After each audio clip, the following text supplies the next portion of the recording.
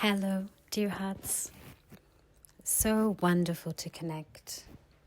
So incredible to get this opportunity to share and to bring you into the deep dive of the Neptune, the Neptunian, Poseidon mystery school, particularly discussing this transit that is going to be bringing us back to naught, which is Neptune in Aries, bringing us back to a commencement of a complete new astrological cycle, which is Neptune in Aries, taking us through the Neptunian generational shift that will go through all of the 12 star signs once more, which implies we're just coming to the end, the close of a generational shift, an entire epoch of a teaching of Neptune in all the 12 star signs, finishing up with Pisces. So you can imagine what has been happening to humanity, to this earth plane, to the beings that inhabited it since the last time Neptune was in Pisces, which would have completed that massive cycle. And it's good to just give you a bit of a take on what's happening in terms of the general chatter, because everyone's talking about, Neptune going into Aries. Everyone's been talking about the last few years, Neptune in Pisces.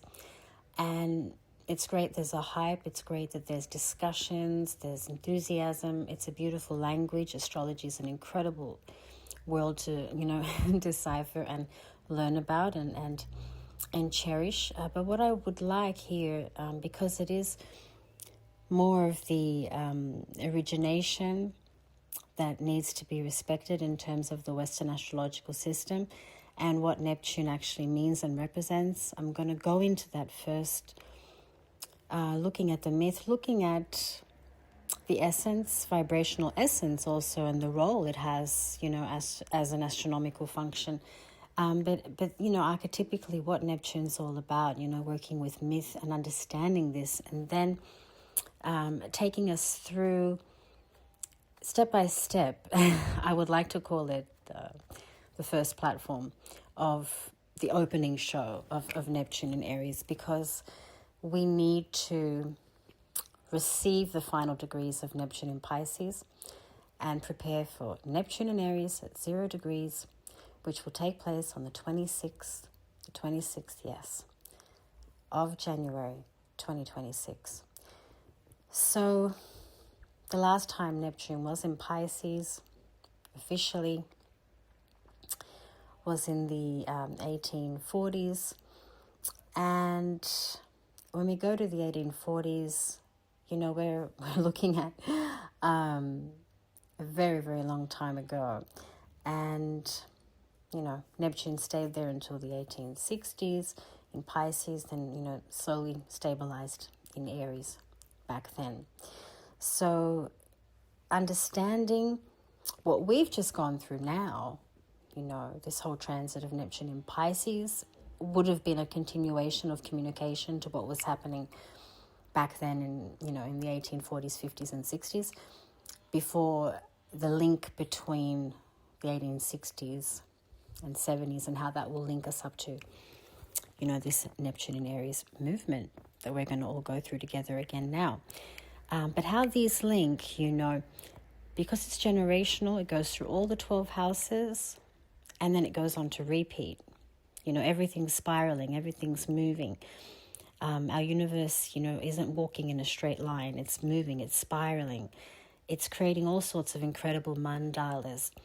And each planet in our galaxy has its own unique imprint, movement, rhythm, sound, haptic sound, frequency.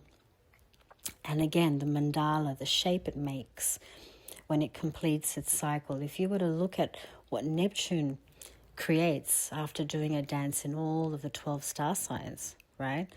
If you look at how that appears on a piece of paper, look at all the movement it makes, you'll be really amazed at the symmetry, the sacred geometry, and the language that is being expressed just through what that mandala can show us, okay?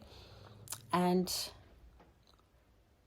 of course, each time it won't be exactly the same in the visual sense if you were to look at it, but yes, there's movement. There's always movement. And Neptune is moving very much so, as all our galaxy is, and as Earth is, and the sun and the moon and all the stars, and even the fixed stars have their movement. They're not, still objects. Nothing is still. Everything is moving. So the language here is requiring us to see this as personal teachings, because there's always personal teachings, but above all, it's collective, and it is impacting the whole because it is an outer planet. Neptune is an outer planet, so it's impacting the whole more than anything. But how Neptune is working for us personally in our own star maps, and how it goes through all of our 12 houses and all of our planetary alignments, and the personal teaching and message is strikingly important as well, because we need to learn how to bring out the best in what is Neptunian energy and frequency, which isn't easy. It's not as easy as the language of Jupiter, right? The language of Venus. Neptunian frequency and energy and communication is completely, dreamlike, wherein you won't be able to find anything really if you harness it. However, in an altruistic, more exalted sense, there's many different degrees of expression, creativity, and projected realities that can actually create enough momentum or momentous for there to be something to follow, to then further understand and understand the frequency, which is Neptune. But in its core, as a planetary body in astrological language, there is a lot of mystery with Neptunian teachings. So much mystery that so many of them throughout the course of history, if we look at the ancient myth, have been literally wiped out because of their potency. And once again, working with the dreamlike, illusory function of the Neptunian force that makes it one of the most inexpressible and complicated realities, because when we go to the darker points of the process, of the rise of the frequency, the darker points are intoxicating, they're drowning, they're impulsive, they're suicidal, they're frequentially too deep, too deep, wherein you're in muddy terrain instead of a depth that can be understood in a healthy context, unless we work with the energy. And also it very much depends on how the energy itself of the planet is personally developing us in our star maps too. But collectively speaking, there's massive movement in all the black markets and behind-the-scenes territories of Neptunian force, like your gang lords, your drug lords, your undercovers. There's really a lot of mafia, ruled by that planetary positioning. And there's reasons for that, because, Neptunian energy, like I said, it works with the dream function in ways that can be very overpowering and take us to a certain kind of abyss or degree of darkness or shadow side in the dream, not in a way that a Plutonian force would then activate the transformation, And Neptunian energy could keep you there, could keep you locked in delusion, right? Disillusionment, and, keep you in spirals that are, not letting the freedom happen. But there's so much to explain, because it's not ever going to be a simple dialogue with this planetary influence. And the very core comes from needing the artistic world to express, needing all the different degrees of arts to express. And that's where the frequency starts to become more altruistic and head towards a spiritual, more higher plane or state. And I can say that, Neptunian energy, astrologically speaking, is exceptionally powerful, but we underestimate what it can do. We don't give it enough justice when we're working with our star maps. We're also listing it as, or labeling it as, of course, a generational shifter, mover and shaker, of course. But in that, we're perhaps ignoring to what degree, because Neptune also can rule, very simply, suffering, collective suffering. And I'm going to go into everything now and try and articulate everything as clearly as I can. I want to make it systematic for us, but with the work I do, it's always going to bring me in and out of other realities. I want to bring it to you as it comes, not in a way that I'm having to read something to you. So it's all there. It's all in my head. So I've just got to speak it out. And there is a lot to say. So, take your time with this. Also have a sense of relief. Yeah, relief, because, we're coming out of the Neptune in Pisces teachings, and we're ending, all of us united, we're ending a massive generational teaching, starting again from where we left off in the 1860s, back at, Neptune and Aries at 0 degrees, and trying to get the spiral, the sequence right now, and divinely evolve, get it right.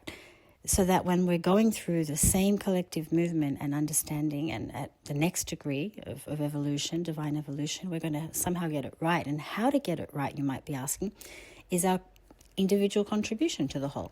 So if enough of us are understanding the individual contribution to the whole through the Neptunian teachings and the value of Neptune as an influencer, then we will be able to raise the frequency. So, it's actually up to us. The planets aren't saying, whenever they're doing their dances, that it has to be a degenerate teaching or it has to be a high frequency teaching. Sure, when the benefactors get together and all the benefactors are happy to join hands in the cosmos, it's a high frequency. But if we're not able to receive that, we might get genuinely pulled up, but then we'll just crash again, right? So in saying this,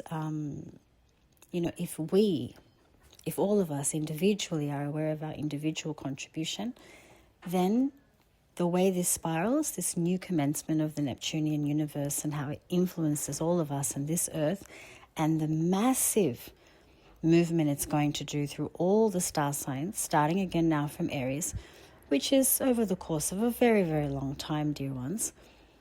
We are part of that commencement. We can say in our lifetime, we have been part of a massive completion, generational completion in terms of a teaching through astrology, and entering a generational commencement. So we are in a rare birth, because it's the outer planets, and we don't see such massive changes with the outer planets happen in this way, where we're starting again at naught, united. So we all are part of the impact of what Neptune can do for all of us. And Neptune is actually going to be showing up a lot from here on in. And we mustn't underestimate what that means, considering we already start this 2026 off with such a huge Neptune and Saturn conjunction, which isn't also very active and often, particularly at this degrees, which is at the 0 degrees in Aries point, which makes it even more rare. Some astrologers are saying 6,000 years. Some others are saying 9,000 years. everyone has their commentary. It just depends on the calculations. But yes, Saturn and Neptune meeting in Aries at 0 degrees-ish hasn't happened for a very, very long time. And even if it's a few thousand years, it's a very long time. So that particular precision implies that the divine order and the karmic tendency, the father, Chronos, Saturn, the father of Poseidon, Neptune, is coming in. His daddy is coming in with him, and starting this sequence. And what that means is that, we basically can't even begin to imagine what that means. So I've been talking about, 2026 for a very, very long time, but especially in the last 4 or 5 years, and saying this is one of the marker points, after 2020. The marker for me after that was 2026 as, again, an entry into massive collective challenges, at a mass level. But for me personally, I can say I'm fond of this particular year and this energy of this year. I'm fond of it because it's honest. It's not going to dim the lights down and put us into a dreamlike state of a trance. It's actually going to turn the lights on really brightly where it blinds your eyes, and you're going to have to really see everything clearly. And it's like having that sour medicine, but then it makes you healthy and better. That's how things are going to be. For Saturn to come in with Neptune, for Daddy to come down to his son and be, ushering this whole new generation of an astrological movement, to do that for all of us, it's basically providing us with not only a ground, a structure of what this is all going to be about, but the teaching is going to be so big because Saturn is a massive disciplinaire and a master that is tough on you, a very tough on you teacher, a disciplinaire who likes to really teach in a hard way. However, the law and the Lord, let's say, of time and structure and order in this reality has infinity. Saturn has infinity because Saturn is time. Therefore, every possible understanding that has ever been, everything that's ever happened, every language, every, beginning and end of the whole universe, there's been a Saturnian, you could say, witness, right? So the wisdom bank of what the old man Saturn is capable of is something we need to, I guess, as hard as it is, see as an aid to Neptune as this commences, as his time for us now in this commencement point at 0 degrees commences. And they're both doing it for us, which means they're saying, we're going to have to now really get the point where we didn't get it all those years ago in the 1860s and 70s, where we didn't get it in the 1840s and 50s and 60s, right? Now we're going to have to get it. And not only are we going to have to get it, things are going to go up a notch. The lights are going to brighten it. We're going to get blinded. It's going to be too bright because there'll be so much sincerity, You won't have curtains blinding your reality and diluting your reality. You'll have bright lights, forcing you to just see everything, absolutely everything. And as hard as that can be for our sight, it's strong and it's hot, because Aries is fiery. So as I promised, let's just get down to business a bit with Poseidon, with Neptune, okay?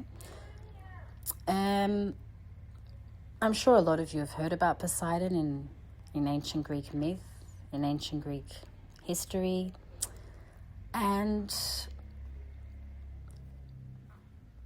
I'm sure a lot of you also appreciate Poseidon, but at the same time, maybe haven't really focused on him as an influencer, as a character, because he is often overpowered by his siblings and also by various others who are there in the dominant Olympian dimension, okay? But, you know, Poseidon has been, you could say, of almost equal importance to his siblings, if not sometimes, in fact, of the same importance. And I'll tell you why. Because of the dominance that he, as an influencer, has had on this earth plane. And we have to understand that this earth plane is predominantly water. Poseidon rules water. Poseidon not only rules water, he is the mood of the water. Okay, so let's say, for example, he'd be, out of all the Olympian gods, he'd be the moodiest. He'd be actually quite obscure, mysterious, but his temperament literally would be to fear him because of what he could do if he is disturbed. And that's something that a lot of us, again, have underestimated. But he can and has created more disturbance than almost all the Olympian gods in his pain, in his suffering, when there has been circumstances that he saw as unjust or not correct, right? So keeping again in mind this element water being very close to Poseidon, specifically the oceans, the seas, and anything to do with salt water, yeah? He was, the lord of things like waves, floods, storms. He was also an earth shaker, so earthquakes could definitely be stimulated by him, the ancients would say. And islands in general, or coastal landscapes were his territory. In saying this, his wild temperament, his moody temperament, his emotional temperament, being the son of Chronos, Saturn, and also the fertility great mother, primordial goddess Rhea. He has the same parents as Zeus. The difference is basically, they're not exactly ruling all the time in symphony, but have been also considered as, Hades, Poseidon, and Zeus as a unified force. And I agree with this. I actually agree with those original ancient texts that say this. However, they can also fight. There can be, energetic differences, and that makes sense if we look at it in astrological language. So, moving on, it's important to understand, Poseidon has wanted to be understood because, his siblings, the way that they have held the power, the way that they have been seen as the Almighty, Poseidon has been overlooked, as I said. People can just say that he goes unnoticed in many cases. And that's the same as the planetary situation. There's more emphasis on Zeus, on Jupiter. There's more emphasis on Venus, Aphrodite. There's more emphasis on even Saturn, Chronos. Neptune, okay, we notice Neptune, but Poseidon in our skies. But, we don't really integrate at the level we could, right? Because it seems like it's not really something you can understand. It doesn't have a grasp. And that's exactly why it's so lethal. That's exactly why it's really capable of immense destruction, this energy of Poseidon, as it is capable of incredible foresight,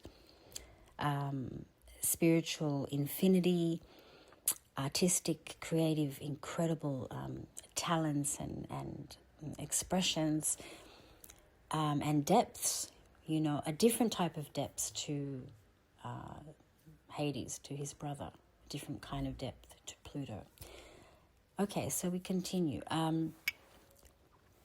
You understand, even in the symbolic sense in astrology, the trident represents Neptune, and that comes directly from mythology. Poseidon holds the trident. And that symbol is so sacred, I feel as though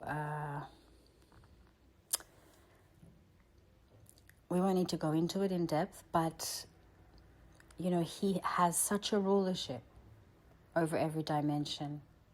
He has such a rulership over the worlds, that create the psyche, that create the capacity to dream.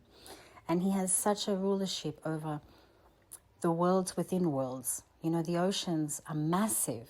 And obviously, we aren't understanding what's going on in all the oceans because we're inhabitants of the earth. We walk on the earth. But there's just so much more infinity in terms of the infinity in other dimensions and realities within our own reality. So his rulership there has been very, very prominent, especially in antiquity, because people would pray because of the traveling on oceans and seas was far more constant than it is now, and far more frequent and needed than it is now, and voyages would be very long. So, his sanctuaries were very abundant once upon a time, and praying to him for safe passage across the oceans was a very common factor. Do you understand? Neptune, in terms of the planet in our skies, is also an incredible blue. A blue that you could say electric, you could say deep, you could say murky. It depends on the imagery we get, but there's such a blue, a glowy blue coming from Neptune as well. So that's I wouldn't say a coincidence. I think that's, quite remarkably precise and structured for that to be the case. And, the Hellenistic astrological system, the original Western astrology, and how that birthed and its origination and so much else, there's also no coincidence there, because if these key mythological figures were also planetary bodies, right? That proves a lot. And I don't want to get us off subject, but we say that we recently discovered planets like, Pluto, planets like Uranus, planets like Neptune, right? Recently. However, there are ancient places in different parts of the world that communicate to us as if they already knew about them, okay? And that is subject for another day, where I will be, of course, sharing more of this, because I have visited a lot of those places myself, and it's incredible, that maybe things just went on repeat. We said we discovered those planets in the last few hundred years, the outer planets, a good chunk of them, but in reality, there are places of worship that seem to really know on this earth that they had already been there long before they were discovered recently. So all these comments and points I'm saying, again, are not limited to just one avenue of exploration, but bringing it again to the deeper understanding of Hellenistic astrology, of astrology in the West, and how it was birthed, having such key mythological figures who were in power for a very, very long time. The Olympian gods were in power for a very, very long time. I mean, look at, the Odyssey, the famous Odyssey, Homer's Iliad and Odyssey. I mean, they were all there. And that's a long time ago, right? And the link to the planetary, movements and the names, originally, ancient Greek, then a bit later on became Latinized. But in saying this, the astrological influence and the role of putting certain celestial divine beings that went through the tests and turbulences of the earth plane into the heavens. I mean, that was part of Zeus's, Jupiter's activity. He would make you a star. He would put you in the heavens. You know, you would find a portal, a doorway to infinity, to freedom, to some kind of stardom in the sky because of your accomplishments. You know, he would have that divine justice, sense of, you know, what is necessary for the different, I guess, expressions of the universe that he belonged to. And again, you know, when you look at, for example, just again off topic, the Pleiades, I mean, you can understand the story why they were put there. The seven sisters, if you look at the ancient Greek myth, you know why they were put there by Zeus. Nonetheless, you know, Poseidon, Neptune is also a key planet in our galaxy, has always been, since we can understand, and is now really getting ready to harness quite a commencement, right? But a bit more in the myth, because it's good to get more of an archetypical and mythological teaching and understanding of what this is all about. So, yeah.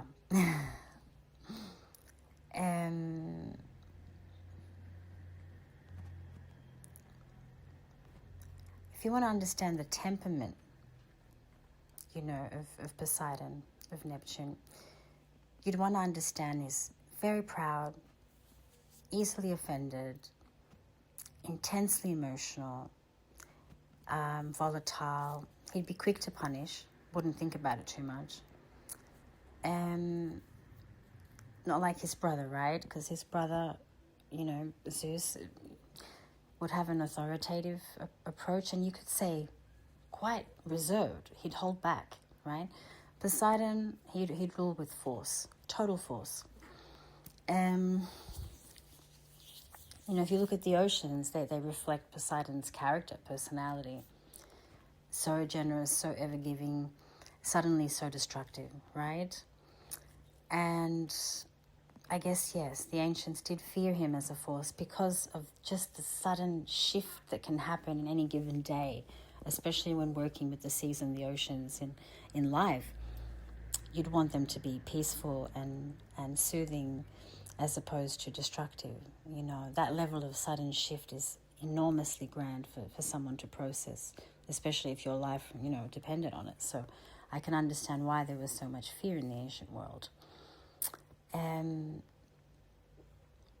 But with his trident, you know, he could also shake the earth, the ground from under us. And, you know, this was, again, very trippy and difficult for the people to feel peaceful about, right? I mean, you just wouldn't want that. You wouldn't want to have a tsunami come for you. You know, what have I done? People would say to, you know, Poseidon, what have I done? You know, why, you know, this destruction, right? So there's a lot of fertility linked to Poseidon, interestingly, in a way that isn't obvious, again. And it comes from a certain force of life that's living in ways that, again, we're not able to immediately fathom because it's not happening in a vibration that you can feel and experience in a solid sense. Yeah. Now,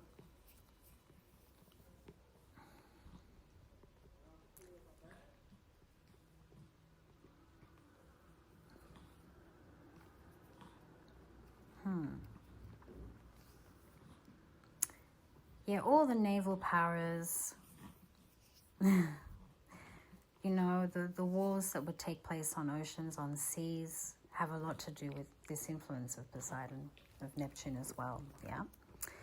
And, you know, wanting to appease is the first thing to understand what that means. When you're wanting to appease a kind of force like that, you're wanting to satisfy a force like that, right? It's just that,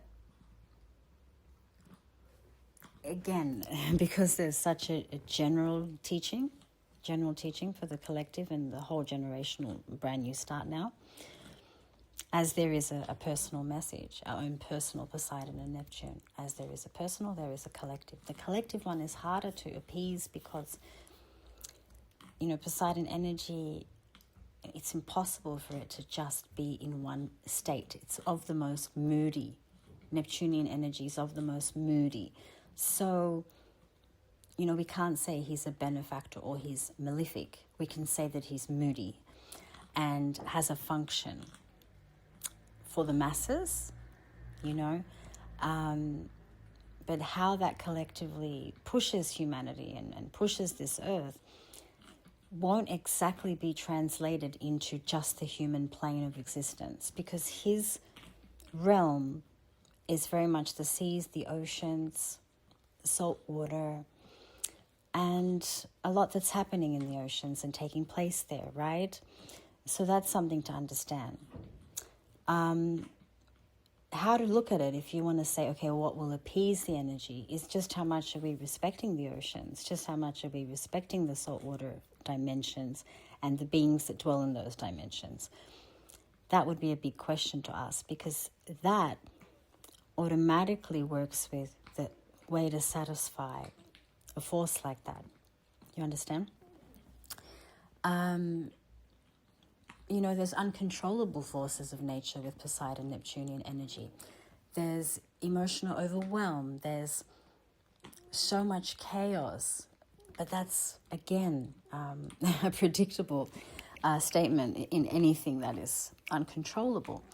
And, you know, the line between, you know, immense abundance and disaster is very, very fine. No, he wasn't malefic. No, he's not evil. It's just that you have to understand Neptunian energy, Poseidon's energy is immense power. But it's, again, a non-predictable placement in the heavens. It's uncontrollable, but there's immense power there. Neutral implies it's not malefic. You can't say it's a benefactor as well, but you can say it's immense power. In the present day reality, who does Neptune rule? Neptune rules Pisces. Poseidon rules Pisces. Pisces has been governed by Poseidon, by Neptune, in this last X amount of time. And now we're about to see Neptune go into Aries, right? So generally Neptune should be at home in Pisces, so we say. And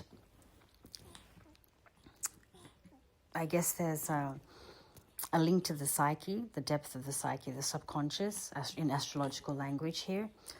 But, you know, Poseidon in myth and archetypically also had such a link, okay?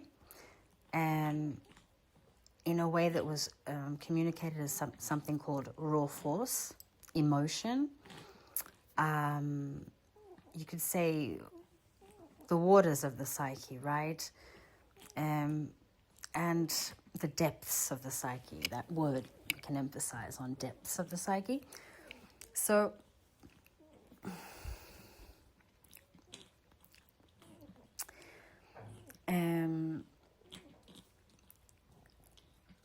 there's a lot of noise here too, by the way. If you hear all sorts of interesting sounds, I guess enjoy them. There's pets. We have a lot of pets here. Very happy to hear the information about Neptune.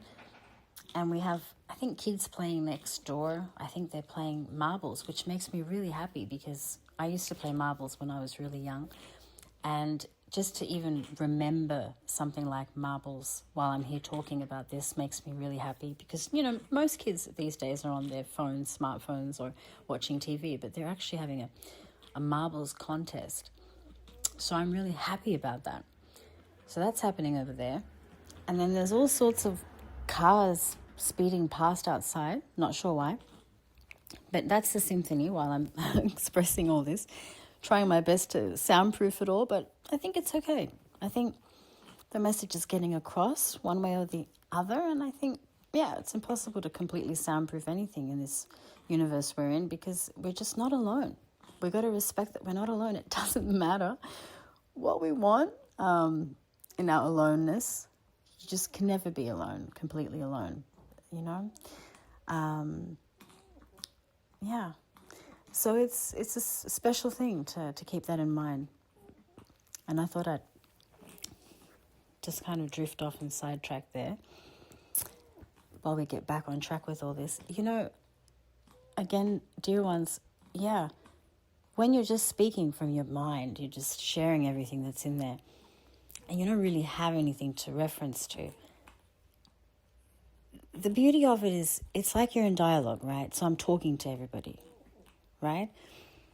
But the dialogue is quite unique, because I'm not sitting down with you all in front of me, literally.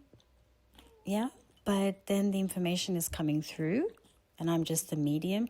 So it's in me, it's there, it's in my mind, and it's just unlocking itself for you. I can't really envision it the way I had planned. I'm trying to structurize it, but since it's the Neptunian theme, I think also the free fall is beautiful. I mean, you know, in the work that I do, thankfully it's very Neptunian also.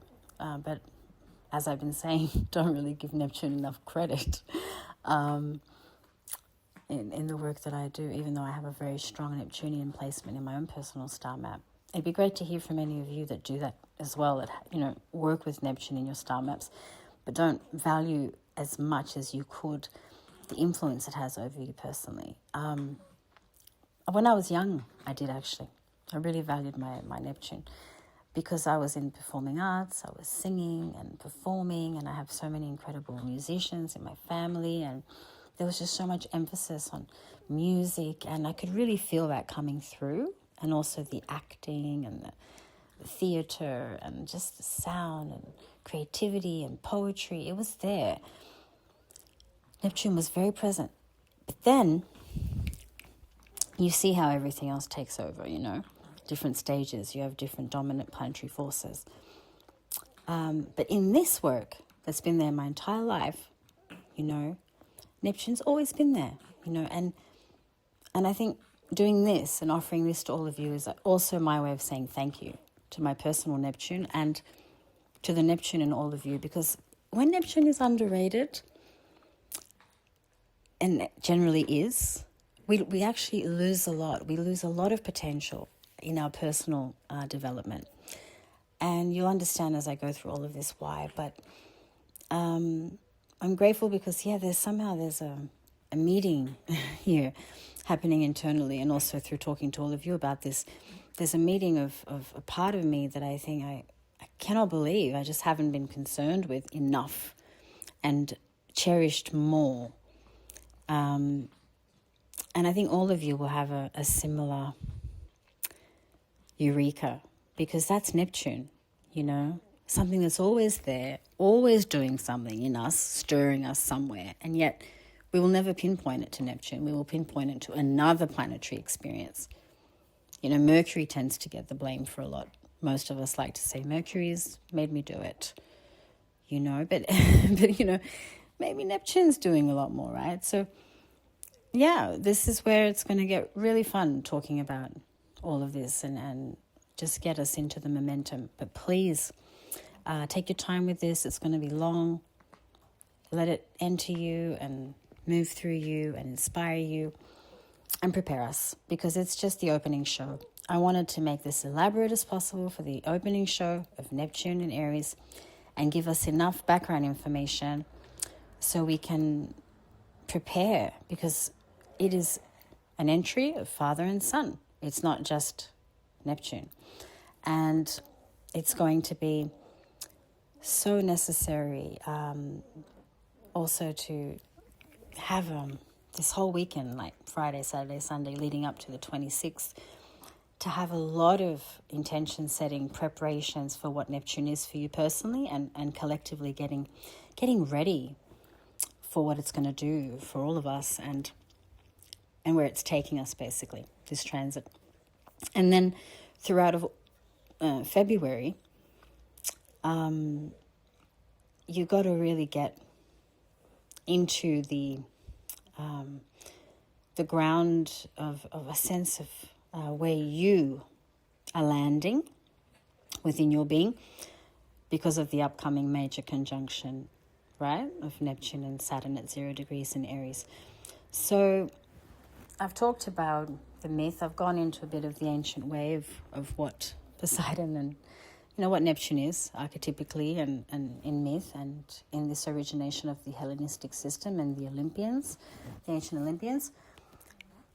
And giving you a bit of a feeling about why this is going the way it's going. Yeah. And I would have loved to go deeper about, Poseidon's love stories and some of his, deep loves that he's just cherished immensely. I mean, let's just say, for the sake of names dropping, Medusa was one of them, yeah? He really wanted her, and Athena as well, even though she's supposedly his niece. The story isn't exactly like that in ancient myth. He had such a soft spot for her, for the goddess Athena. Anyway, he's had really difficult experiences in his love life, Poseidon, and, he's just so undervalued and not understood as a force, as I've been saying, and is also a teacher, and the way he does it is, again, not something you can grasp. So we tend to ignore his presence or just forget that it's even there while it's happening literally all the time. Okay. He's very adventurous as well, dangerous, dreamy, believes, devotional. There's another word to highlight, devotional. But yes, I think the emotional tone to Poseidon and Neptune as a main function of the emotional plane within us, planetary-wise, and collectively, and also a portal of suffering, an understanding of that stemming from emotional states, right? The collective suffering would also be a big point of reference. Now, more particularly when Neptune is in Pisces. Now, we all say, oh, Neptune in Pisces, Neptune's at home in Pisces. That means we're all going to have the blessings of the gods, the blessings of the heavens, the blessings of the celestial influences. But I'm the first to say, I really can't stand Neptune in Pisces transits. Sorry, I had a horrible one. And I know why, because I'm more for reality, the truth versus the dream, the disillusionment, the veil. I'm more for removal of the veil, bit of medicine, let's get on with it. And also action, right, that is more visible and clear. That's my personal preference. So I'm very interested in Neptune in Aries. As tough as it is, it's helpful when, for me, and that's my opinion, when things are clear. But now in a more general sense, Neptune in Pisces, I mean, why am I saying it's been horrible? Why, personally, have I seen it as horrible? Because his return to his home base in so-called Pisces, people misinterpret that as being a beneficial thing. I feel people always forget that means the collective suffering is going to go up really high level, like you're just going to feel everyone's pain. You're forced into empathy and your own pain. You're forced into noticing your own pain, and the amount of emotional, you could say, mayhem, drama, disillusionment, it just goes out of proportion when the frequency of that planet isn't in the most exalted place, as an influencer. In an exalted place, it's a very artistic time. Of course, we've all had a very creative and artistic time all these years, as Neptune's been in Pisces. And spiritual advancement has happened in many ways. There's been a wanting and a yearning for more meaning, for more depth, for more significance, and the push to become more naturally empathic has been there. But that push always comes with the suffering and the pain, right? So it's a hard transit to stomach. And it's also a very hard transit to stomach because there's a dream state happening, and it's everything out of, I guess, context, you know?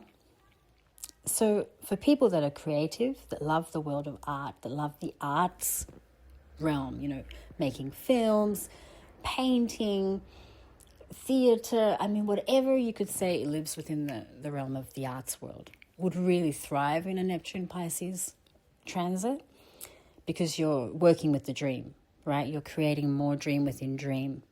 You're incepting more concepts within a reality that's already, mainly an illusion, right? So there's a lot of growth and expansion and new territories of art and expression.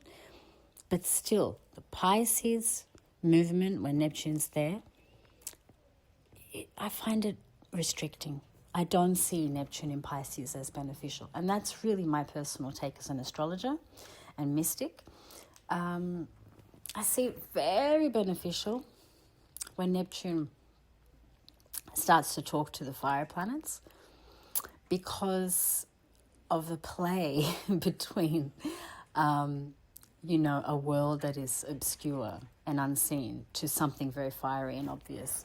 It just brings a twist to the energetic platform and the frequency, in my opinion. However, that's my personal opinion. So as hard as Neptune and Aries can be, I'm really looking forward to it. And just to expand on Neptune in Pisces a little bit, as we're coming to a close of this massive, massive transit in Neptune in Pisces now, and how that links back to the 1840s, 50s and 60s, which I'm just going to go into in a moment. Right now, as we're, sealing this off, please understand, dear ones, that your dreams are going to be massive. You have to pay attention to what's going on in the subconscious dimension. For those of us that, are shamans, are working with the astral body, are working with the in-between, are not focused on the physical material plane and are more interested in what's happening in the other dimensions and other realities, of course, Neptune in Pisces would be ideal and has been ideal for all that, right? And in saying this, as Neptune closes its time in Pisces, we have to be really interested in what's happening in our subconscious. So you would have had a desperation to rest and sleep and hibernate the last 3 months. It's normal. We're finishing a generational teaching, since the last time this happened, right? So from, 1860 something, when Neptune went in Aries, we were all basically starting again until now. So the exhaustion, you're not just feeling your own, you're feeling an entire completion of a full movement in all the 12 star signs, Neptune's movement. And that now is sealing up come Monday, the 26th, right? And as that seals up Monday, the 26th of January, 2026, a whole new frequency and energy takes place, and then it's liftoff again. And then we'll have much more energy as we move forward. But the exhaustion, the fatigue, especially the last 3 months, would have been unimaginably hard. However, we would have been forced into dream states. I've heard people tell me, actually, they were sleeping for 20 hours. Some people were just dormant. They couldn't believe what was happening with their nervous system. Others had a chronic fatigue episode that seemed like it was chronic fatigue, but it just put people in a state of knockout, when you just cannot function. Many people took sick leave in the last 3 months. People wanted to go on holidays and had to slow down everything. Many things have been delayed. A lot of the world, a lot of the people of the earth have been forced into retreat, hibernation, withdrawal, solitude, quiet time, deep rest, dream time, dreaming. Because the conclusion, we would have all received our own personal insights, but the conclusion of this massive generational completion and commencement of the whole new teaching and starting point of Neptune and what Neptune's going to do, getting the personal teachings and messages are going to be super profound if we try and remember them now, everything that's been happening the last 3 months, but more importantly, even these last moments. So this weekend, right up until the 26th, the final, I guess, whatever wants to be made known to us. Generally, if we can keep it very spiritual, very high frequency, if we can commune with the divine, if we can spend time near bodies of water, even holy springs, sacred water, the ocean. I mean, all water is holy, yeah. Every form of water is holy. Every element is holy, but putting some emphasis in respecting the element water and going and being with it if you can. From now until the 26th, and give thanks to the Neptune in Pisces transit, because it has been predominant, but very difficult for a lot of us, because it's not something you can grab. And for those of us that like things to be clear and action-oriented and out of the disillusionment and the dream state, well, Neptune in Aries is really made for us. But once again, we have to give thanks to Neptune in Pisces. We have to be appreciative of that, because it's done so much, and we will only really get it now that we're leaving it for permanent reasons in this lifetime, right? We won't see this again. We won't see Neptune in Pisces again in this lifetime. So when we get out of it, when we start to stabilize in Neptune in Aries, we'll probably get even more deeper understanding of what it's been all about for us personally. Collectively, however, it's been massive, this Neptune in Pisces transit, but it doesn't just come with Neptune in Pisces. It comes with the entire movement of all the star signs that it went through prior to arriving to Pisces. That's what makes the Neptune in Pisces transit very, very hard. People forget that it's carrying the weight of every other teaching, of every other star sign that happened there before. So even though Neptune is supposedly at home in Pisces, it arrives there not only tired, but let's see if we can get the final teaching across. And that's why it comes with a lot of pain, suffering, emphasis on becoming more empathic, understanding, forgiving, letting go, surrendering to something that's beyond a boundary, so to speak, surrendering to a more boundless state. And tapping into the higher frequency of Pisces when with Neptune is not easy. It's so much easier to go to the more degenerate frequencies, because everybody likes to indulge, everybody likes to party, everybody likes to enter the dream. Most people prefer that. They prefer the illusion, right? So that's exactly why it's so difficult. That's exactly why getting to the higher frequency, to the spiritual ascension with Neptune and Piscean energy is the biggest challenge of humanity, because the dangling, carrot is just right there. You can grab it. You don't have to go through too much, And that's why it's done exactly in that way. The way it moves through everything. So,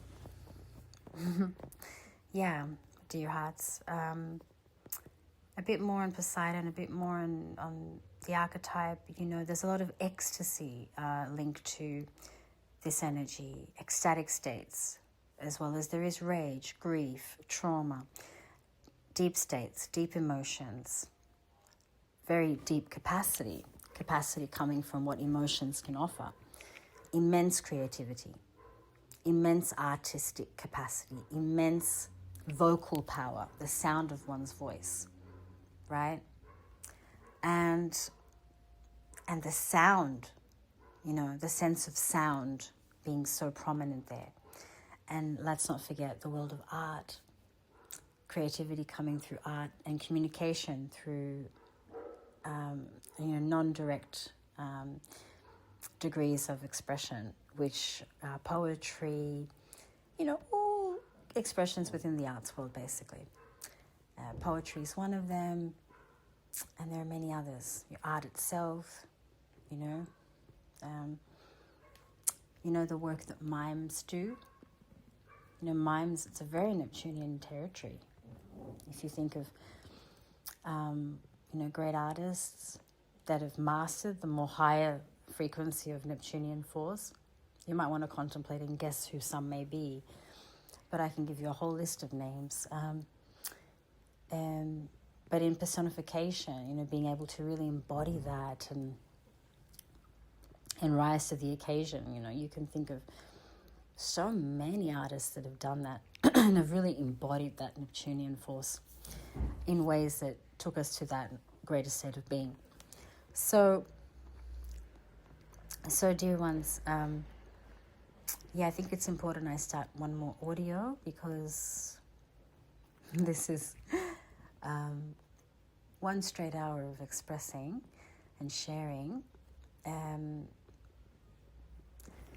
But I think masculine energy working with Neptune, the sacred masculine, is healthy,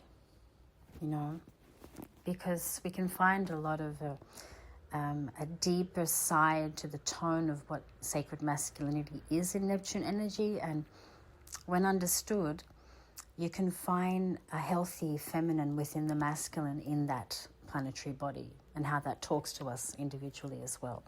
So that's something to note down. I would like to say, though, I can definitely do your personalized Neptune transit reading. You just got to ask for it. I'm going to do my best to get many done throughout 2026, but just put your requests in, and that will be for the whole transit, as your personal, of course, message regarding the transit and how you can support this transit for the collective. And it's one worth having, but I want you to understand also how to not overlook the influence in your star map. Like I mentioned, I tend to overlook it, and it's such a prominent position in my stars, right? So how to make sure that, you as the querent, as the seeker, doesn't overlook that energy and integrates it in the most healthy and supreme way. And what a better time to do it than Neptune and Aries. I'm also activating this whole weekend with Sacred Waters, the Neptune at 0 degrees in Aries sacred scent. So, of course, we've had Neptune in Pisces, and this is an evolution of that. It is Neptune, the sacred scent, but now it's an evolution of the base, which was Neptune in Pisces. So definitely request that if you'd like to receive the Neptune sacred scent, which definitely still has that dreamy quality. It takes you off into a bit of a transcendental terrain of just, being out of just the basic understanding of your reality. It does that. It's very strong. But because of the Aries energy, I'm sure it will have its own way of providing some very necessary, you could say, newfound tones and energetic harnessed points of that scent. So looking forward to get that all to you as well. But just put your requests in. It is in many ways a lifetime reading, as it is for this particular transit. You'll get a bit of both in it, but it's really good to know how to make the most of your own Neptune, as well as understanding how Neptune in Aries will, impact you personally. And if you have any questions about that, feel free to just ask me. You can email me. You can request it in the comments. You can try and get me on WhatsApp, on Instagram. whatever, whatever's out there these days. But yeah, it's one to definitely request, I'd say. It's going to be a major player in what's ahead for all of us. Okay, thank you.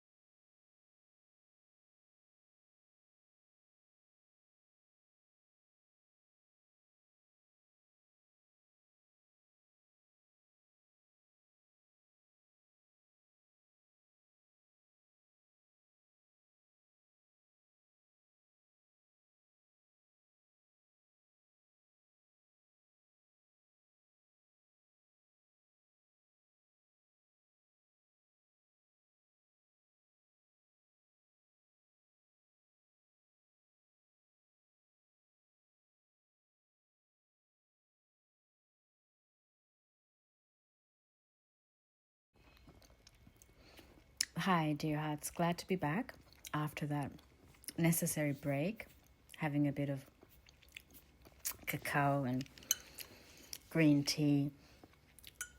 Thought I'd bring you all to that little moment of peace as well. And feel free to make yourself a cuppa and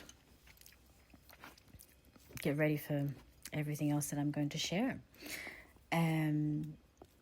Just, let it work through you in ways that I guess are not just expanding the intellect, because that's not the aim here. It's the Neptune Mystery School. So it's an astrological teaching and transmission, but it's also working with you frequentially. So I'm not aiming for just the words here. As I said, in this case, it's just all coming through. It's all being unlocked. Me as the medium, sharing it all through, providing it to you. And as that beautiful flow happens, I believe you're getting so much, not just through the words, but the imprint and the deeper experience. Considering it's Neptune, it's only fair to say there's going to be a deeper experience. I have been a bit naughty, bad-mouthing Neptune in Pisces, maybe not giving Neptune in Pisces enough credit. Forgive me for that. But I think I've given a good explanation as to why it's not the easiest or best transit, or most, I guess,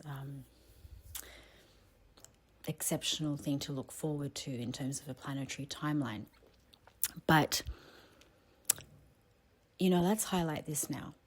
The healing capacity of Neptune. Let's highlight how much Neptune can heal and how much Neptune in Pisces can heal. Okay? Neptune is a healer working with the development, the transmutation, the, healing of every degree of the emotional plane, and is doing it in ways, again, that aren't something we can grasp, especially when in Pisces, the healing would be high voltage. It would be working on the subconscious. But if something is high voltage, if the capacity for healing is so high voltage, like it has been, or this whole Neptune in Pisces time that we've just gone through, so would be the drop, the degenerate point, which would be the intoxication, the delirium, the delusion, the fear. There are so many words we can label to the degenerate frequency of Neptune in Pisces, and the drug world, the drug lords, and the amount of crime around abuse of the medical industry. And instead of healing right? And tapping into that plane of healing in the highest degree. The lowest degree would be abusing it, right? So the same with art form. Art form has reached peaks. You know, if we look at the 1840s until now, you know, art forms have reached massive peaks, but also very significant lows in terms of degeneration. And we can even remark on recent performances at, was it the Paris Olympic Games? I think some people were complaining because some people said it was like a waste of art or artistic expression, perhaps because maybe there was a certain expectation around how the Olympic Games should be presented or opened, right? And closed as something being very ancient and very honorific and very ritualistic in a positive sense, in a enlightening sense, not in a sense that some people said seemed to be invoking demonic forces, which is interesting because if you look into it, the actual main character in one of the parades looked like an insect, but I can't be sure. I really can't be sure. So I'll let you all give your comments and thoughts about that and decide. But yes, Neptune does bring highs and lows with artistic expression and incredible, you know, universes of developments and also very low points. And that's why it's not a clearly marked force of being good or bad or evil or incredible. It's just a powerful energetic frequency and has so much to give and offer, right? So, yeah, you know, Poseidon energy, Neptune energy, you know, teaches very brutally that emotion, we can't say emotion is an enemy. Ignoring the emotions, suppressing the emotions is the enemy. Getting to understand them, see them, witness them is a meditative development that Neptunian Piscean energy and Neptune in general energy wants. On a higher plane, wants transcendental awakening meditation, experience versus the intellect, you know, connecting versus, you know, this distinct disconnecting, right? So, you know, Neptune teaches emotions are not the enemy. Suppressing them, rejecting them, ignoring them, that's the real enemy. And as you can see, that's what's been happening with the way medicine in the Western world has been used now. It comes through as a suppressant more than it does as a healing force in many cases. A lot of people don't want to face the pain, their emotions, the trauma, the difficulties, and do the right steps and work with the spiritual tools. It's difficult for them to do that nowadays because there's quick fixes like medicines that can just numb the pain and create a numbing experience. And that's very much against Neptunian teachings. You know, Poseidon, Neptune is saying, you know, emotion is not the enemy. If we ignore the emotion, that's the problem. If we repress it, suppress it, pretend it's not there, you know, that's the problem. You know, you have to respect Neptunian energy and Poseidon's energy in our star maps, as hard as it is. Because if not, there is so much, you could say, disruption, right? So,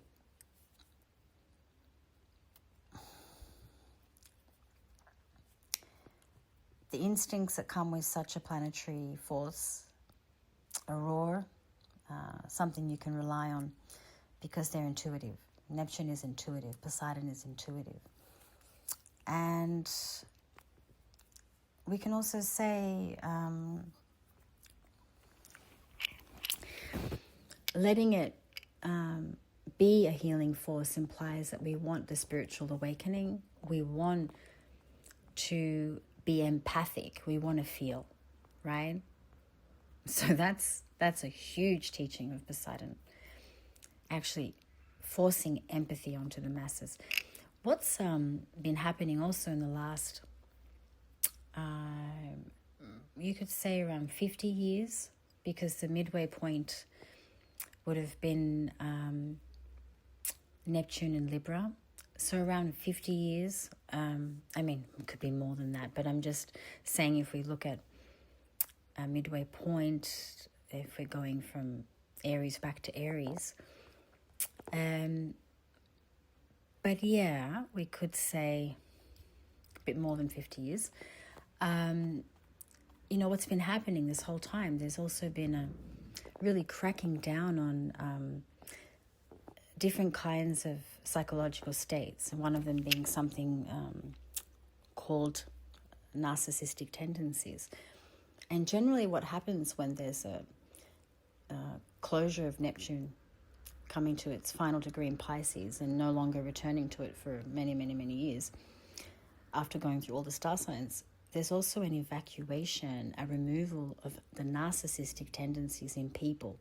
And those types of characters in society really get, you could say, eradicated, because the amount of emphasis that's put on empathy, it's like the main final teaching. I mean, it's a hard one, but, Neptune goes through all the signs, and then before we can get back to the development of a healthy self, which is Neptune in Aries, waking up from the dream, the last degree is all the teachings that have ever come before through all the other star signs, and Pisces bringing it back to a clear indication of course, empathy, of boundless capacity to connect, feel, heal, emotional depth, being seen, having an overwhelming force, and so much suffering too, right, in amidst all of that, because being forced to feel the suffering of others. Boy, did we go through that during COVID. And that's really a great thing, actually, because through a big flaw from our collective contribution, things like COVID happened. It was a collective teaching, and it impacted the medical world, health and healing, but it also forced us into immense degrees of empathy. When I'm talking about the narcissistic tendency being removed from the society and structure in society, when that happens, when that is like an upgrade to collective consciousness, it's a shake that you're either literally just knocked out of that state, or those types of entities actually no longer function, right? That can't snap out of those states because of how big Neptune and Pisces teachings are. And they really do target those kinds of minds. They take you out of narcissism, force you into empathy, compassion, the greater good, and get you into that vibration. So the last over 50 years, there's been a work happening there, around certain tendencies and different mind states and mechanisms of certain psychologies of the way people are relating. And the collective mind, we're all linked. It's all about this dance, this spiral. So imagine if somehow society is pushing us into a more selfish mindset and disconnecting us. That's so powerful of Neptune in Pisces whenever it returns there, to bring back the suffering, the awareness of the whole and the pain of the whole, to knock us back into empathy, into feeling what we just dare usually not feel. And it does really eradicate and wipe out narcissistic people, structures, tendencies. So much collapses. Neptune has created so much change in this earth, so much change, and it's a force, again, that doesn't get recognized or, I guess, acknowledged at the degree that it should. It really doesn't. We put so much more emphasis on so many other planetary situations than we do Neptune, what Neptune's up to. But it's communicating at a voltage that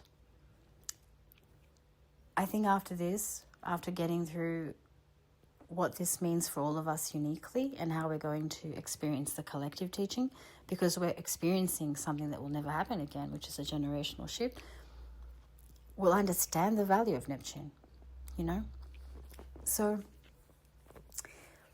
let's just take a bit of a backward spin to when Neptune was last in Pisces. And, in one of my recent talks for the Astrology of January, I think I did briefly touch on the last time Neptune was in Aries, but I'm going to talk about this again because I want there to be a more wholesome, more complete interpretation of what needs to be shared, okay? But it's all cyclic, it's all interlinked, and we're divinely evolving, so it's important to link the dots from then until now, okay? So, in the 1840s, right? And you're all going to probably roll over and just kind of feel gobsmacked from what I'm about to tell you. But in the 1840s, there was the Mexican-American War commencing, right? 1846 until a little after, a few years after. So, I went into research. I got all this information that I wanted to share. And I'm going to try and sequence it as well as I can in my mind. But if I'm not bang on with the dates, forgive me. But just so you can get a vibe. So, Mexican-American War beginning 1846. Why are you going to roll over and say, what? Well, look what's been happening now, right? Look what's been going on. Literally, at the end of the Neptune in Pisces transit in our day and age now, there's been Mexican-American tension. Walls being built, right? There's been a lot of provoking there, back and forth. Well, in 1846, there was an official Mexican-American War. So, repeat. Divine evolution. How did we divinely evolve from that? And where are we now with that, right? So, that's one thing to remember. There was a lot of famine in the Neptune. Last time Neptune was in Pisces, there was a lot of famine. In places like, I think in Ireland, okay? There was revolutions all across Europe. In general, there was a lot of collective suffering, the last Neptune-Pisces transit. And you can also look into it, but there was a lot going on with the slavery, the industries, the slaves as an industry. And there was a lot of war too, as there has been in this Neptune in Pisces transit, right? I mean, there was so much war. In fact, if you look at just how many people died, not in a natural way, through war, through famine, through medical issues, sudden weird diseases, and so on, whilst Neptune was in Pisces last, you'll be amazed at the similarity to this last Neptune in Pisces movement. And also you'll be quite shocked at the continuation of certain themes. That's why I'm doing this now, because I want you to get the sense. So there was the Indian Rebellion as well, a major uprising against the British rule in the 1850s. And, I mean, we could say, as we were approaching, which I already mentioned this in the January astrology talk, as we were approaching, Neptune stabilizing in Aries, in the 1860s, what did we have? The American Civil War. Now, is that going to happen again? Is there going to be an American Civil War now that Neptune's going to stabilize in Aries? Or are we going to divinely repeat in an evolved way? So repetition through divine evolution means maybe bypassing, not actually having the war, bypassing it, and somehow finding a better solution, but still working with civil issues in America, right? So that's something to consider when we're looking at this Neptune in Aries transit, because it is going to have a continuation of something to do with American Civil War, how that will either go back to the same issue or divinely repeat, which means divine evolution. Go to the next frequency, the next harptic, the next, tune or tone, right, of the planetary influence for the whole and for the individual. And then you can understand all this, mass suffering, the collapse of old systems. Also, a lot of upheavals around spiritual developments and scientific experiments, migration on a huge scale. I can say I remember, because ancestors were part of all sorts of different movements and migration in those times. And a lot of questions around humanity were very strong, right? So if we break it down, during the time of Neptune in Pisces last, if we break it down, if we try and do it systematically, if we look at all the continents, for example, there wasn't one continent that wasn't touched by revolutions, and also war, right? And you could also use the words like pressure, that was forcing a new state of collective identity, right? So a lot of rebellion, of course, and you could say there was also a lot of seeing the exploiting that was taking place, pointing the finger. And that's generally what's been happening during this Neptune in Pisces transit too, because as the old systems fall apart, there's massive human development, migration, which means change of, I guess, identity to location. And then there's also so much falling apart to create a new form of understanding. So a lot of rewriting of reality, of course, because the dream state, which is ruled by Neptune, is starting again. So the whole rewriting is a normal, experience, right? Because the whole reality that we're in, this dream state we're in, is being rewritten. The generational big closure is happening, so we're starting again. With Neptune and Aries, we're going to point zero. So we're rewriting this whole dream. How's it going to start, right? With Daddy, with Chronos, with Saturn. Saturn's coming to see his son into it. That's not common. Right at the start of a transit. Okay? We're getting into that step by step. I just want to keep at this so you can really make the most of everything that is going to be expressed. So, dear hearts, then when we got into Neptune and Aries last,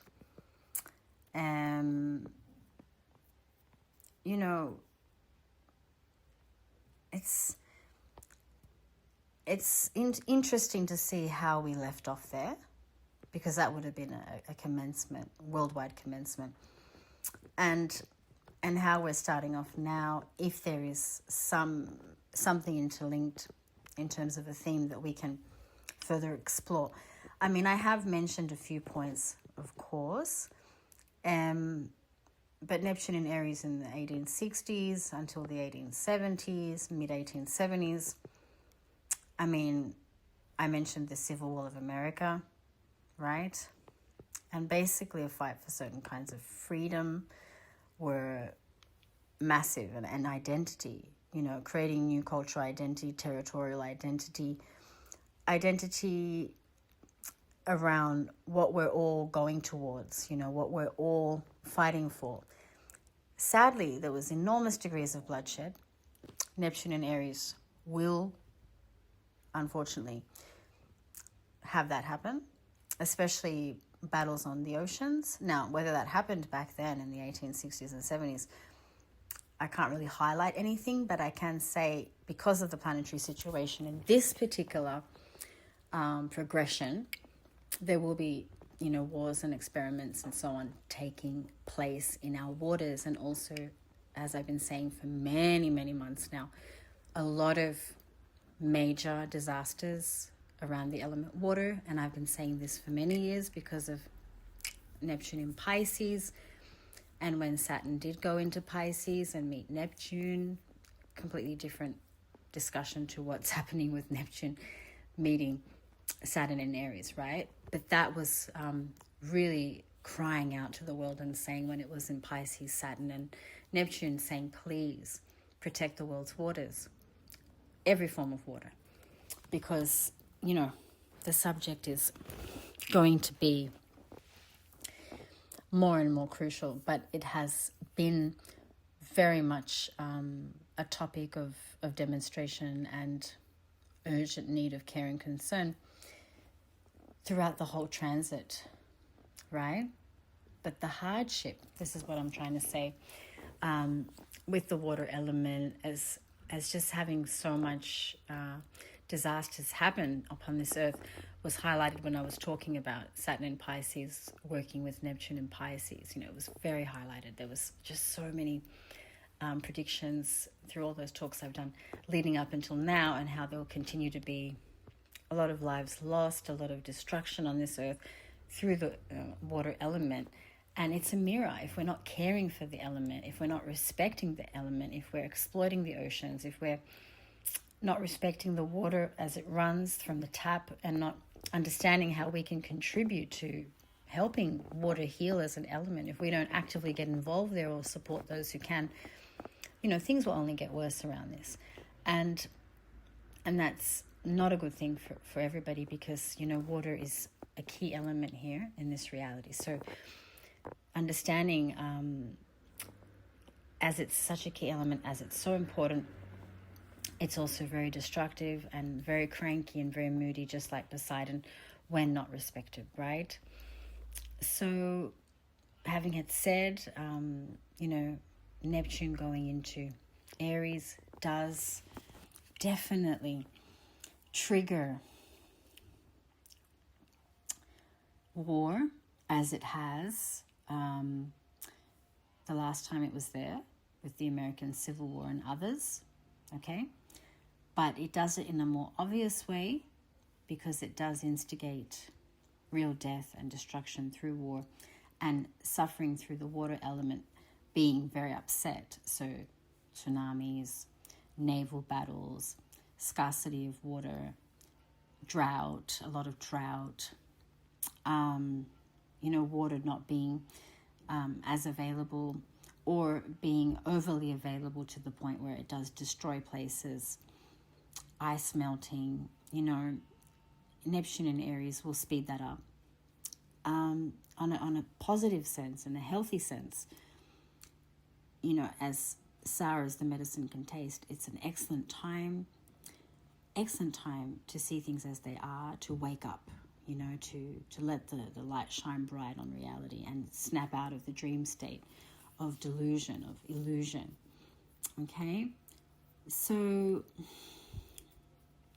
of course, there will be culture wars in this transit, upcoming transit, Neptune in Pisces, moving into Neptune in Aries. Now, you know, there'll be a lot of culture wars, and we've got a bit of a glimpse of that during the last teaching of Neptune in Pisces, but we'll see it more as, you know, spirituality starts to become very mixed, very taken by, I guess, fighting for what we believe in, so activism. You know, Neptune in Aries brings out the fighter, brings out the warrior. In a positive sense, technically, there could be a holy war, right? I mean, as scary as the word war sounds, Neptune in Pisces tends to prepare for that type of level of shift. You know, whenever there's a whole generational shift, there's always going to be a holy war, and it's a symbolic statement, but it's also literal. People will start to actually fight for their spiritual beliefs. They'll start to fight for the change in certain ideologies. They'll start to fight for the right change to happen also in the higher meaning, the greater meaning. And, you know, there'll be a lot of, this concept of army will be very much there, and warrior and fighting and the attire of a warrior, because when something is going back to that 0 point, it needs to fight for what it really needs to be and focus on collectively and individually. And in the highest degree, being a spiritual planet and having the depths of all the seas, it wants there to be in Aries a clear indication of, are we going to go for something very incredibly beneficial, or are we continuing to want to be lied to and live in disillusionment and be trapped, right? So there's more of an urgency to rise to the occasion to serve a higher purpose. And there'll be so many heroes, birthed in this Neptune and Aries transit, as they always seems to be whenever Neptune is in Aries. So many heroes come onto this planet. Spiritual warriors, influences that are leaders that help in that most highest point. And without confusion, it's time to have the courage to be who you're truly supposed to be, right? So there's a lot of demonstration in such transit, Neptune and Aries. A lot of demonstration, a lot of, when you want to be the savior, you want to demonstrate. And that's an excellent thing. We need every color of the rainbow. We need every degree of an expression of all the 12 houses, of all the 12 star signs and all the planets and the stars. And in this galaxy, there's so much to influence us and vice versa, and how much we can contribute, right? But in saying this, saviors, so-called saviors will come, right? Incredible healers will come. A lot of activism, a lot of obvious support will come. A lot of heroes. But remember this, in saying this, if those types of entities are coming, as they always do during Neptune and Aries, so does the divine opposite, which means the villains, right? The false heroes, you could say charlatans, yeah? During Neptune and Pisces, it's impossible to catch who's who. In fact, we would probably be more interested in the charlatans during a Neptune and Pisces transit, because it would just be so much more entertaining. But actually, that veil does no longer exist. As soon as we enter Neptune and Aries, we're not going to want the charlatans, right? It's going to be so clear. Villain, hero, who are you going to choose, right? Are you a villain, basically, or are you wanting to be a spiritual hero? So it's that black and white. Aries is black and white. So there's a lot of inspiration, a lot, because of the fire of Aries during Neptune and Aries.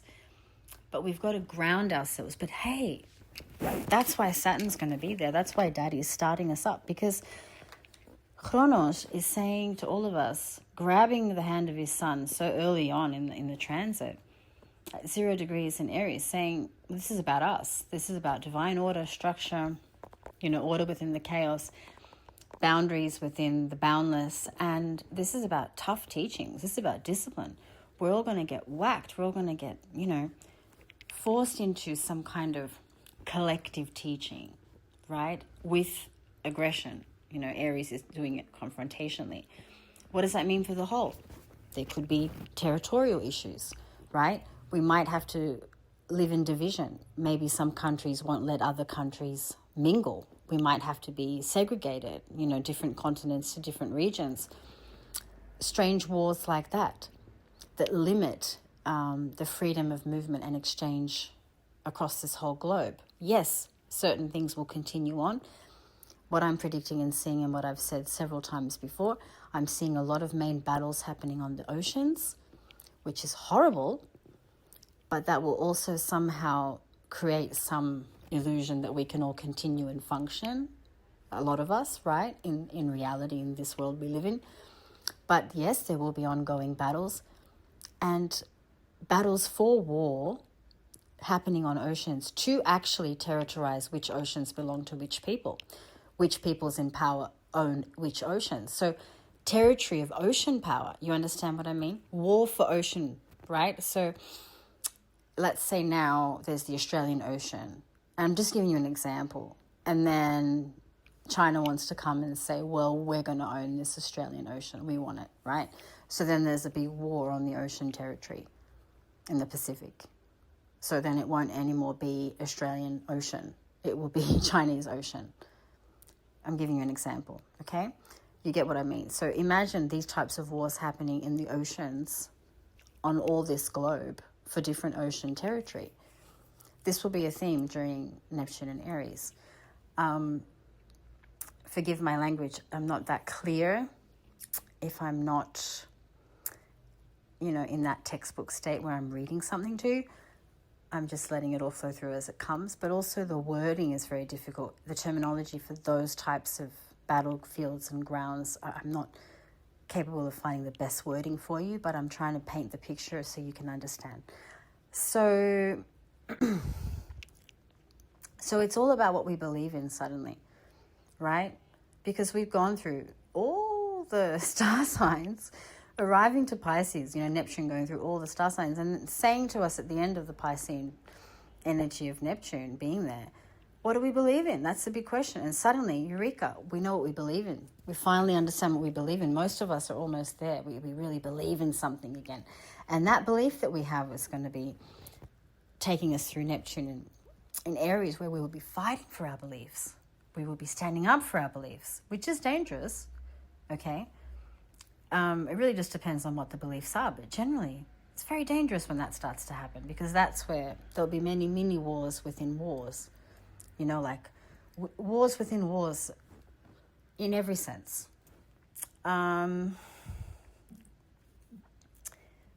So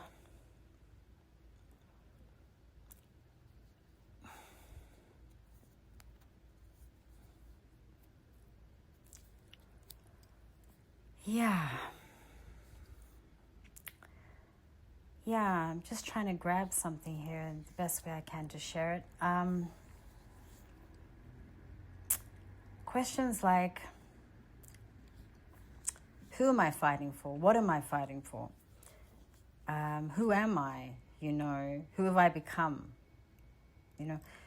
What am I actually wanting really? Where's the real meaning for me personally, right? And am I manifesting through illusion, through disillusionment, through fantasy, or am I actually acting from my highest self, my intuition?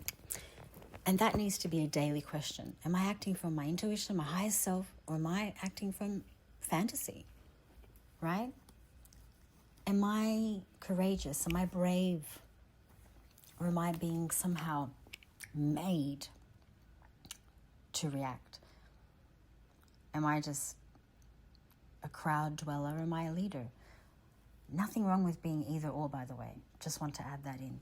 But becoming a leader, right, of your own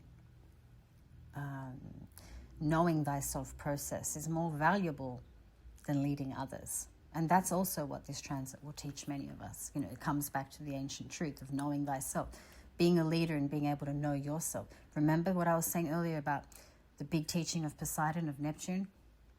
Emotions actually must never be ignored, repressed, suppressed. We need them. They're friends. They're allies. They will get us to the higher degrees of being, to the greater states of being. It's not about turning them off, numbing them out, cutting them out, disconnecting from the heart, see? Becoming mechanical. Not at all. It's about coming to terms with those depths, with the pain, and stepping out of the wrong psychology, like narcissistic tendencies, which the Pisces Neptune timeline would have really knocked it all out of so many and really wiped that out in so many, because Neptune in Aries won't have space for that, So imagine a leader, a real leader, a true leader being born, a hero, right? Coming into the public eye during Neptune in Aries. Who would they look like? What would they look like, right? Someone who's clear and compassionate, but actually very capable of acting through the manifestation portal, proving it through what they do, right? The action versus the speech. Not just saying things, actually doing things, yeah? And there'll be so many heroes literally born, right? I mean, Neptune and Pisces babies are normally sages, artists, healers, doctors, right? And so much else. And, Neptune in Aries are like, politicians, leaders, people that are, born to be heroes, born to be directors, so the children coming through now are going to have a key influence on all that's ahead in this whole Neptunian massive movement until it gets back to Aries again. and how we divinely evolve through its teachings. So, yeah, I'm guessing by now you're all quite alarmed, but also at the same time enthusiastic, because you can feel the rush of energetic force and how much it will push us all forward. You know, we're going to have so much energy in February, everybody.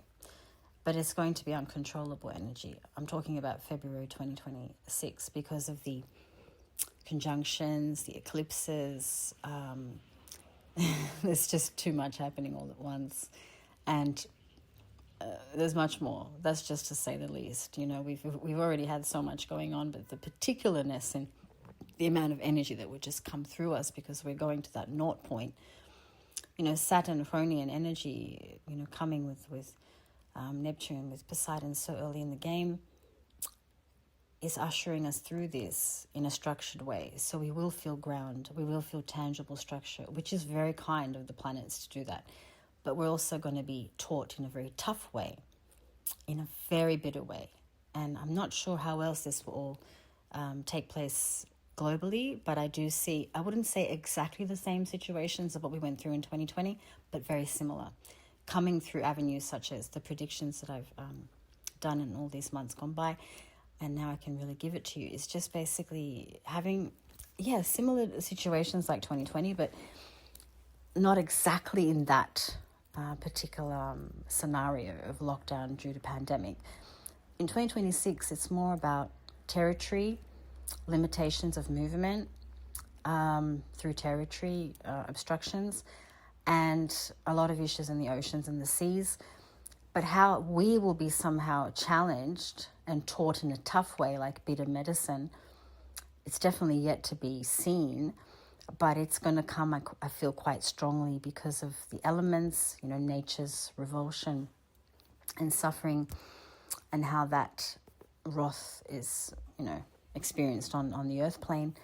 But also imagine having restrictions because of territory. So imagine this whole world is suddenly classified in a certain way, not like how it's been classified up until now, but suddenly it gets classified in a way where you belong to a certain territory. So let's say you have a American nationality.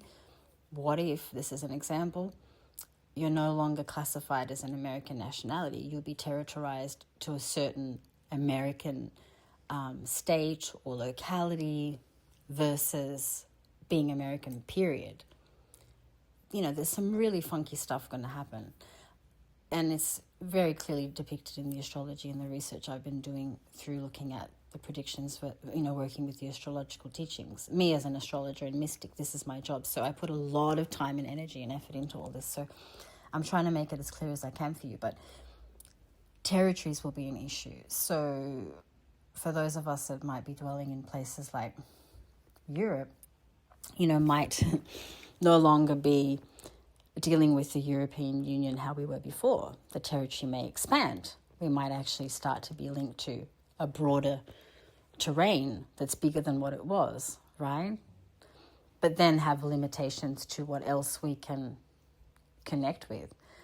Of course, the illusion of being connected, all of us connected, needs to somehow go on. The show has to go on. But in the physical sense, there will be, I think, similar dramas to what we had in 2020, where there will be territory-related division, and you might just not be able to get from A to B like you used to, right? And war will make things tricky, and there is going to be war in an obvious way now.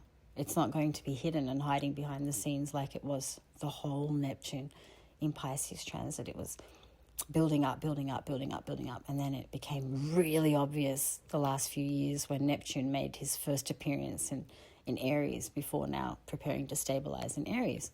So there's so much else going on, to you hearts and our skies. I mean, this is just one main governor and boss, right? But we've got Pluto, we've got Uranus, of course Saturn helping Neptune, helping Poseidon, you know, for us all to get the message very clearly as the opening platform and first act starts. But there's a lot happening, right? So we're directionally not being able anymore, I feel, to live in a certain tone that sees this reality as the only and main destination. In fact, what tends to happen with these huge generational shifts around the Neptune point is such a need for true meaning and purpose. And that's why we're shaping, all of us right now, collectively, what that actually is going to represent from here on in. And let's see if we're going to repeat instead of evolve.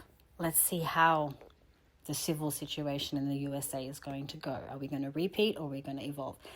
Let's see. There are so many other points, such as with healing, health and healing, and the power of the Neptune healing tendency, if we're going to evolve and let that happen for us, or are we going to repeat and continue to abuse what healing can take place on this earth? So generally, coming out of heightened sensitivity, the psychic awareness that's been going on, this whole Neptune in Pisces time, and stepping into something that's more forceful, aggressive, predominant when it comes to being clear as well, and assertive and initiating. And, all dreams need action now.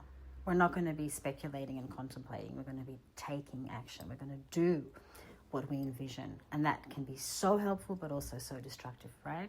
Because just being in your creative mind bubble without really acting on anything in some way is useful. It's less dangerous. But believe it or not, action is also very helpful too. It's just that where the drive of acting is, who gets to act and where the drive of acting happens, action, so to speak, that's what we need to be wishing and aspiring goes into the right territory and minds and hearts, because we want those heroes and benefactors and beneficial leaders and helpful forces and, true ones to really do the great work. And they tend to anyway, Neptune and Aries. But, it's like a spiritual war in a vivid sense will be very obvious.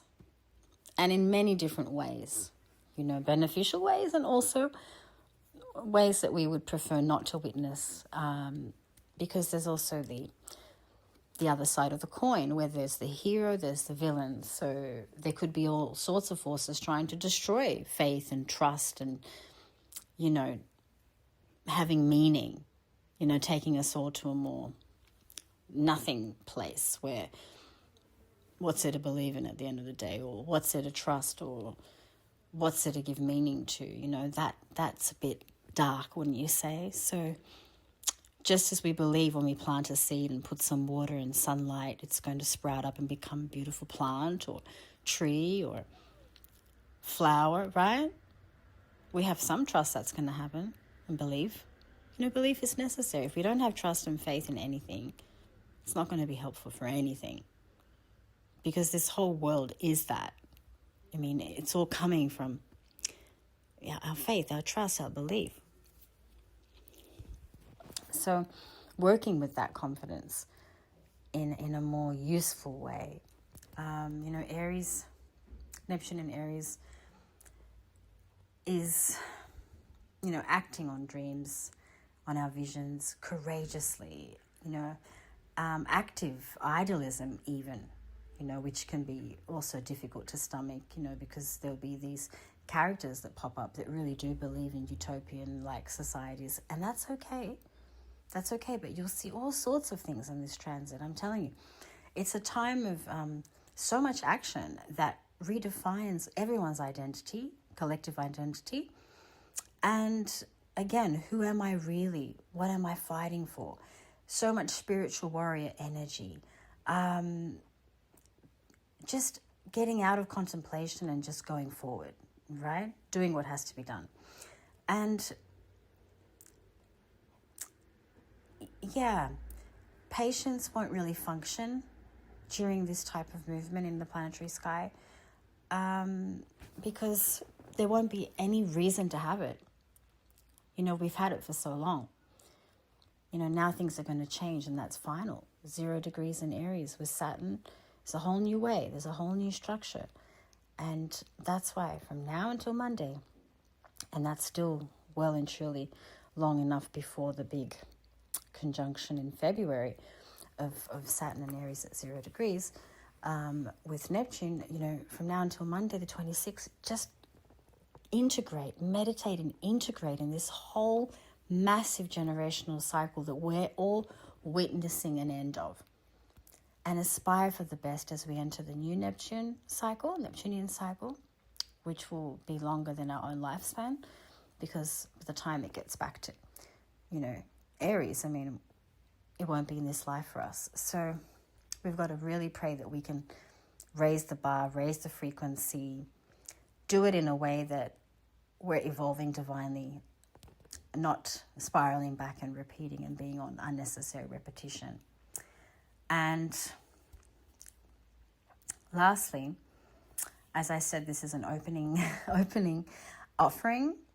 I really wanted to give this as an offering. I didn't want to make this part of my donation-based mystery schools or any of the paid services, because I feel like, I just felt like I had to do this. I had to just give this to everyone. Very few can get this information. What I mean is, what I'm telling you, I don't think it's that commonly available. Commercial astrology is definitely a thing. So many great astrologers talking about Neptune and Aries and Pisces and so on and so forth. But this particular, everything that's come through, I think you can understand the mystic side to it all and what's being transmitted and the worth. And I feel it just has to be handed to everyone so you can pass it around, so you can get to it whenever you can. And even if people hear this many years after the transit's already started, it doesn't matter. The information is a commencement point information, a platform point of an opening show for Neptune and Aries. But the information is timeless, because we're going to need this throughout the whole, everything Neptune is going to do for our whole lives. We're going to need this. And how we make our mark in this opening entry point with Neptune and Aries is so key to the collective divine evolution and imprint. So let's aspire for the best. Let's prepare for this commencement. Let's celebrate it, even though there are many dark points, gloomy points, difficult points. Let's celebrate its commencement, because the beauty of it is there'll be no more dream. We'll be made to really want to see the true story, to praise the heroes, the spiritual leaders, the true ones, to understand why the opposites are there, the villains, the charlatans, but to no longer be sucked into portals and dimensions of the false influence, and to finally find the true influence, to really find the ones that are actually really helping, truly helping, and how we can truly help. And there will be people like you, Alexander the Greats, I'm not kidding, that come back, that have these holy wars in action. I'm giving you an example, like an archetypical example, but are out there fighting battles that are part of bigger agendas, of more divine battles, holy battles, right? Holy means supporting the ascension of humanity, the divine ascension of humanity, not the degeneration of humanity, protecting and preserving the best of humanity. It's going to get really vivid. We're going to see things we never dreamed we'd see happening in front of our very eyes. But there are divine interventions happening, higher planes literally coming down to this reality to support the divine evolution of everyone as Neptune stabilizes in Aries. But it's going to be happening aggressively through force. So we have to be ready to go for the higher purpose not for the lie, not for the entanglement, not for the deception.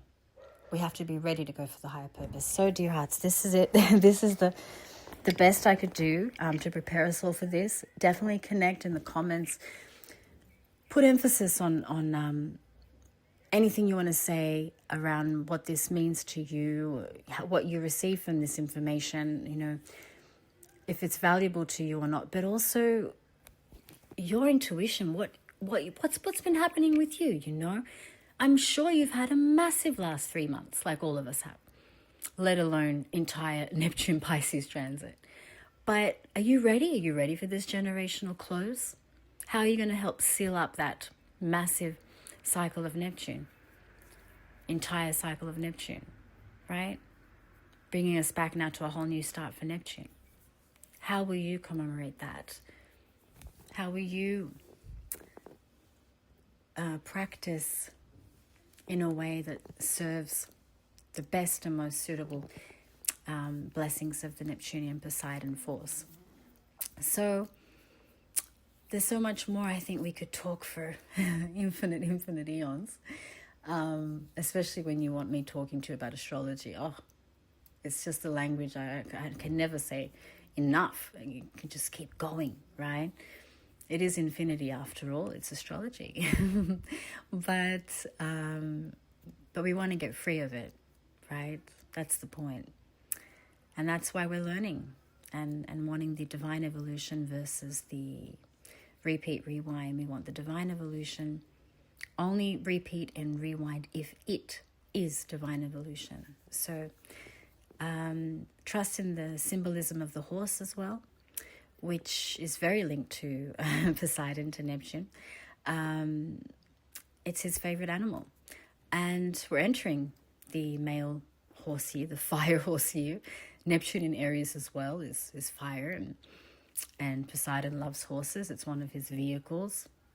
So there you have it. That's a beautiful synchronicity. So, yeah, may the spirit of the horse be with us, and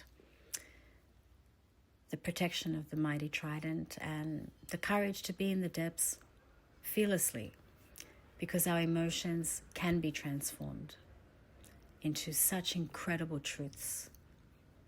So it's time to integrate everything and rise above divinely. Thank you so much, dear hearts. Thank you so much. Looking forward to do all your personal readings in Neptune. May all be auspicious. Bye-bye.